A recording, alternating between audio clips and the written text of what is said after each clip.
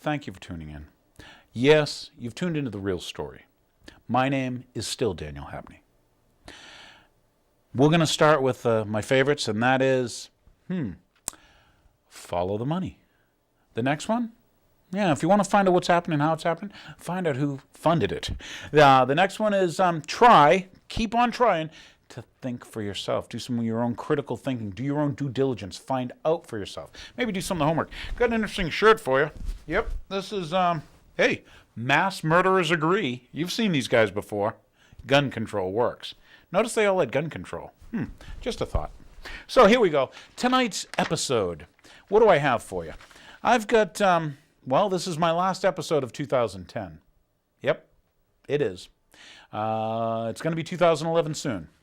So what would we call the last episode? And I was going to call this one, Was Your Government Involved? Interesting title, huh? Was your government involved? Here we go. Yep, tune up. First off, let's go to a little video. Over in England, they had their own 9/11, and it was on 7/7. So here you go. Kind of interesting what you learn. Issue. Today we were running an exercise for a company, bearing in mind I'm now in the private sector, and we sat everybody down in the city, 1,000 people involved in the whole organisation, but the crisis team, and the most peculiar thing was we based our scenario on the simultaneous attacks on the Underground and mainline station. So we had to suddenly switch an exercise from fictional to real.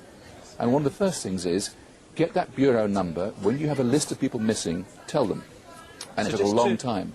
Just to get this right, you were actually working today on an exercise that envisioned virtually this scenario. Almost precisely. I was up until 2 o'clock this morning because it's our job, my own company, Advisor Consultants. We specialise in helping people to get their crisis management response. How do you jump from slow time thinking to quick time doing? And we chose a scenario with their assistance which is based on a terrorist attack because they're very close to a property occupied by Jewish businessmen. They're in the city, and there are more American banks in the city than there are in the whole of New York.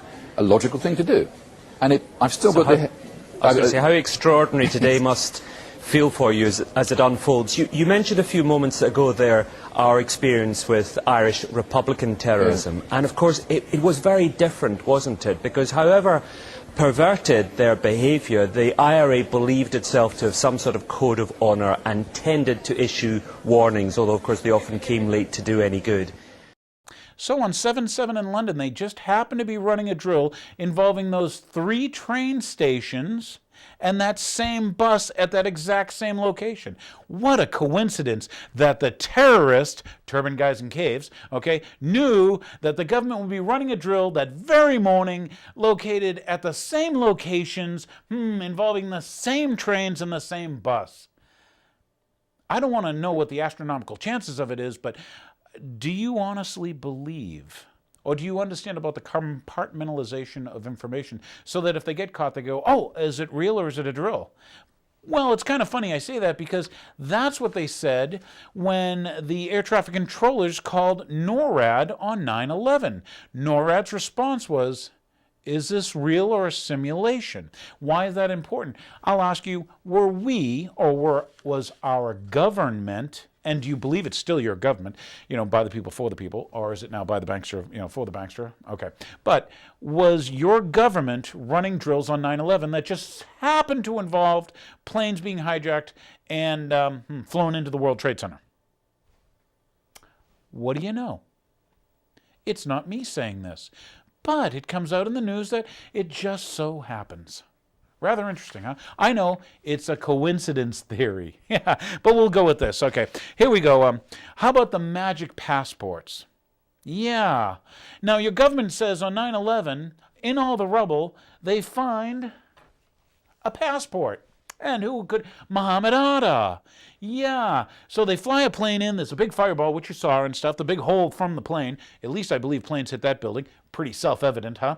Unlike the Pentagon. That's a whole other story. But anyway, bang, fireball, building collapse. First time in history, by the way, geez. And falls on its own footprint. Pulverizes concrete to dust. Rather interesting. Nanothermites found in the dust. Yeah, why don't you do some homework? What is nanothermite? Who makes nanothermite? Who uses nanothermite? So anyway, and out of all that, it just so happens I'm walking by and there's a passport. I call it This is like the magic miracle passport, okay? It's a crash-proof passport. Check it out. It's not me who made this up. This is the FBI telling you they found the passport, and that day in the dust. You see all the papers on the ground? I don't even want to go there. But once again, was your government involved? Evidently they were in finding that passport. Make you believe anything, huh? Gets better. Here's a picture for you. Anwar al-Awlaki. He's the new, Osama bin Laden. He dines at the Pentagon just months after 9/11. Can you have dinner at the Pentagon? Do you know the brass? Can you eat with the brass at the Pentagon? Yeah. I can't, but maybe you and Anwar al-Awlaki can, because he's tied to the underwear bomber who the State Department put on the plane. Don't believe me. Wasn't, let's see. Was it the State Department that put the underwear bomber on the plane without a passport? He was on the no-fly list? Rather interesting, huh? So once again, just so you can see, it's not just me. Anwar al-Awlaki, the new Osama bin Laden, Osama bin Laden, whatever his name is, okay, if you want to buy that. It's funny how the CIA makes all this stuff go for you. But he eats at the Pentagon with the Pentagon brass, and you and I don't. Yeah. That's interesting. All right, the FBI allowed the 93 bombing to take place. There you go. It's not me. This was reported in the New York papers. How was it reported? Because the guy, the patsy that they tried to use, he recorded the conversations. They provided the bomb. They provided the vans. Yeah. Then there's a 93 bombing, and we're told terrorists. Well, it gets funny, The FBI, so was it here's another one. It's not me. It's the news that says, why is the FBI involved in the bombing? Why do you need this terrorism? Who benefits from it? Was your government involved? The Mumbai, remember that used to be known as Bombay. It's over in India. You remember those terrorists attacked the shopping complex in Mumbai, and then you find out what? Don't believe me. Read what's in the newspaper reports. That the Mumbai terrorist was a U.S. agent. Who sells you terrorism, and who benefits? Was your government involved? When your agents involved? When your government agents involved? Okay, let's take a look at the Oregon Christmas bomber. He was going to bomb the Christmas tree. And it turns out he was what? Funded by, found by, handled by, given the bomb materials by the FBI. Well, was your government involved? I must ask. So once again, here's the U.S. State Department admitting they put the underwear bomber on the plane. Now, it's funny because the guy who headed up Homeland Security, the dual citizen, that's right, he wasn't American, just for your information, okay, Michael Chertoff, he bought those body scanners, and then went to work for the company. I thought they called that conflict of interest, when like an Army general approves a missile contract, then goes work for the missile manufacturer. But I guess that's the way it works. When your government's involved, Yeah, it's just like the FDA and Monsanto, the big drug companies in the FDA. Boy, how about Goldman Sachs and your Treasury Department? Timothy Geithner, did I say that? Hank Paulson? So was your government involved in that economic collapse? Yeah. But they keep on, what's it, the Hegelian dialectic, problem-reaction solution. They create the problem, they push for the reaction, and then they show up. Here's your solution, Americans. So anyway, I'm just asking you, was your government involved? It turns out they were involved in all those things, What a coincidence, So the guy who eats dinner at the Pentagon, once again, al-Awlaki, he's the one in communication with the Fort Hood shooter. He's the one with the New York Times fizz bomb. Yeah, but he eats and dines with the Pentagon brass.